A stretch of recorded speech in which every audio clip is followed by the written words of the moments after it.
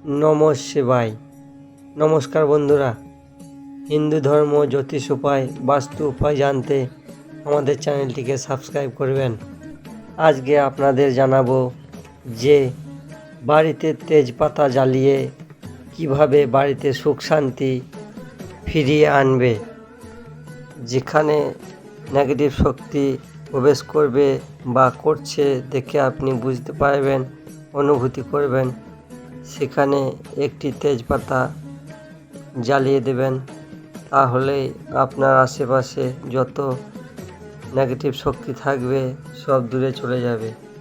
একটি তেজপাতা জ্বালালে আপনার আশেপাশে নেগেটিভ শক্তি তো দূরে যাবেই, আপনার শরীরে যতই আলিশ ক্লান্তি সব দূর হয়ে যাবে। মানুষের মেজাজ ঠান্ডা থাকে, মানুষের রাগ কম থাকে।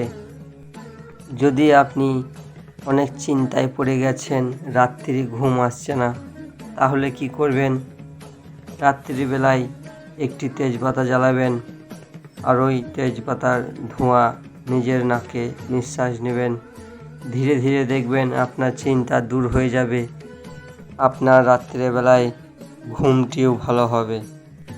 আর ঘুম ভালো হলে প্রতিদিন সকাল সকাল উঠতে পারবেন, নিত্যকর্ম সেরে নিজের কাজে, ব্যবসায়, চাকরিতে যেতে পারবেন।